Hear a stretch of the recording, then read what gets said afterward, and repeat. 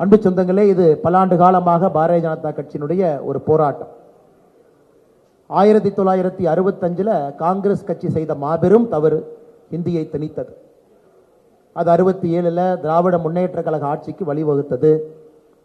அன்றிலிருந்து 1965 ஆரம்பித்த ஹிந்தி திணிப்பு 2020 மே 31 வரை நம்முடைய பாரத நாட்டில் தொடர்ந்து இருந்துச்சு.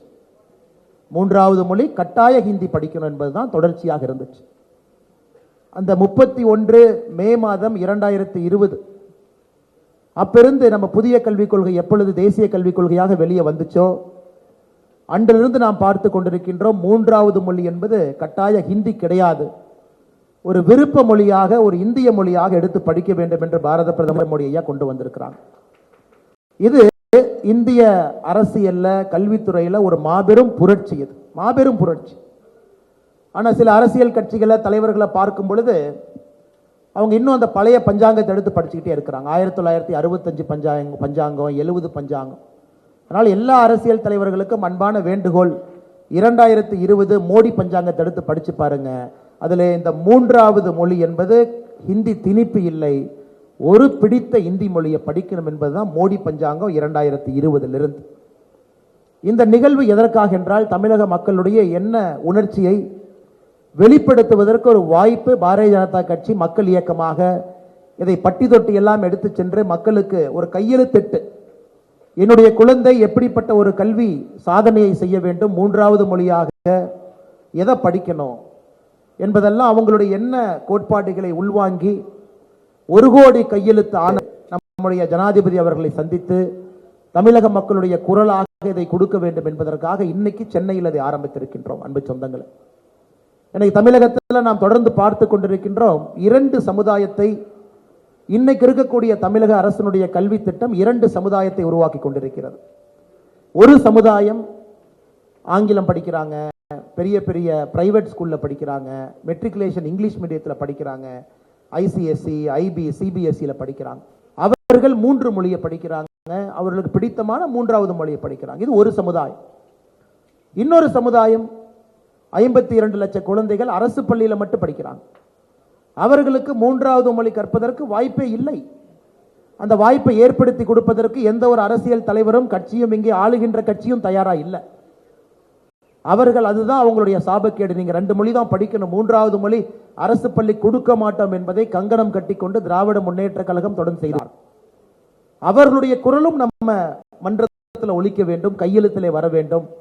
அவங்க தந்தை தாய் நினைப்பதை நம்ம கொண்டு வரணும் என்பதற்காகத்தான் சம கல்வி எங்கள் உரிமை என்கின்ற ஒரு முழக்கத்தை பாரதிய ஜனதா கட்சியில் எடுத்திருக்கின்றோம். சமமான கல்வி எந்த பள்ளிக்கூடத்தில் படித்தாலும் சரி, அது அரசு மரத்துக்கு கீழே இருக்கக்கூடிய தமிழகத்தில் இன்னைக்கு பல இடத்துல பார்க்கிறோம். அரசு மரத்துக்கு கீழே பள்ளிக்கூடம் இல்லாத நிலைமையில குழந்தைகள் படிக்கிறாங்க. பெரிய கான்வென்ட்ல பார்க்கிறோம், 5 லட்சம், 6 லட்சம், 10 லட்சம், 12 லட்சம் ஃபீஸ் கொடுத்து படிக்கிறவங்களை பார்க்கிறோம். எல்லோருக்கும் சமமான கல்வி இருக்க வேண்டும் என்பதை தேசிய கல்விக் கொள்கை வலியுறுத்துகிறது. அதில் மிக முக்கியமாக கற்றுக்கொள்ளக்கூடிய மொழிகளும் கூட தமிழகத்தில் சமமாக இருக்க வேண்டும் என்று. இது மிகப்பெரிய ஒரு புரட்சிகரமான ஒரு கையெழுத்து இயக்கம் என்பது என்னுடைய கருத்து.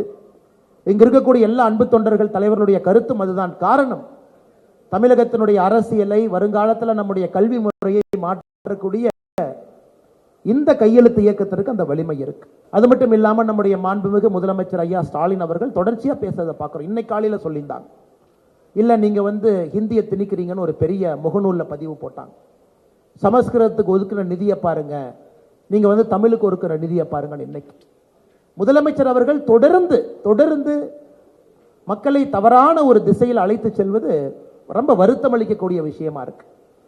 இந்தியாவில் நாம் கொஞ்சம் பின்னோக்கி போய் 2006 14 அந்த காலகட்டத்தில் யூபிஏ அரசுல திமுக அங்கம் வைத்தார்கள். 2006 14 வரை அந்த காலகட்டத்தில் சமஸ்கிருதத்துக்கு ஒதுக்கப்பட்ட நிதி மட்டுமே மத்திய அரசு 675 கோடி ரூபாய் சமஸ்கிருதத்துக்கு ஒதுக்கப்பட்ட நிதி. தமிழுக்கு ஒதுக்கப்பட்ட நிதி 75 கோடி ரூபாய். நம்ம ஆட்சியில் இல்லைங்க, ஆட்சியில் இருந்தது காங்கிரஸ், ஆட்சியிலே அங்கம் வைத்தது திராவிட முன்னேற்ற கழகம். சமஸ்கிருதத்துக்கு மொத்தமாக இந்தியாவிலே 18 பல்கலைக்கழகம் இருக்கிறது. 18. நாம் ஆட்சிக்கு வருவதற்கு முன்பே 17 ஆரம்பிச்சிட்டாங்க. 2014 முன்பு 17 பல்கலைக்கழகங்கள், 2014 பல்கலைக்கழகம், மொத்தம் 18 பல்கலைக்கழகம்.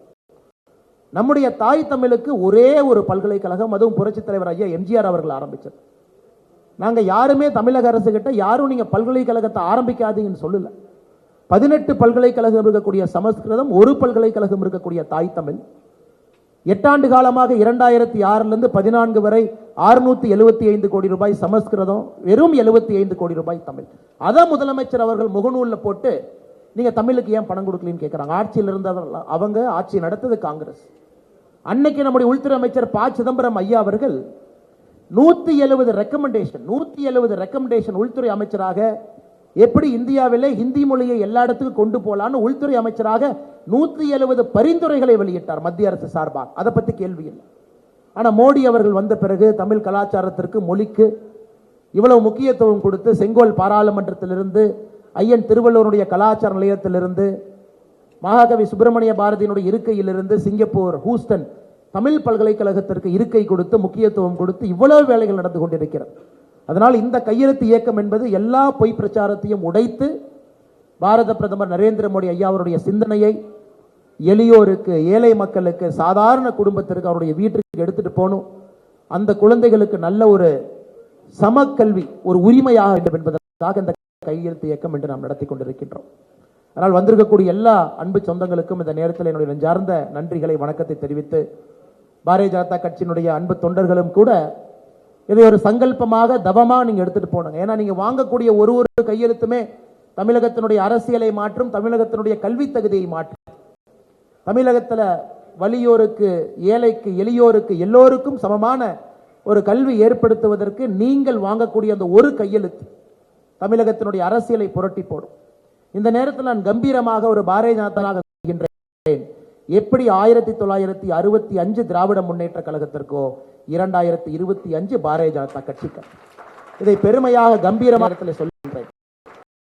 65 உங்களுக்கு, 2025 இந்த மாற்றம் என்பது பாரதிய ஜனதா கட்சிக்கு தமிழகத்தில் வரும் என்று சொல்லி, இந்த அற்புதமான நிகழ்வுக்கு வந்திருக்கக்கூடிய எல்லா அன்பு தலைவர்களுக்கு மறுபடியும் என்னுடைய நன்றியை தெரிவித்து, பத்திரிகை நண்பர்களுக்கு நன்றியை தெரிவித்து, வாய்ப்பு கொடுத்த நம்ம இந்த பகுதியினுடைய எல்லா மாவட்டத்தில் உட்பட கட்சி நண்பர்களுக்கும் நன்றி தெரிவித்து நன்றி. வணக்கம். பாரத்.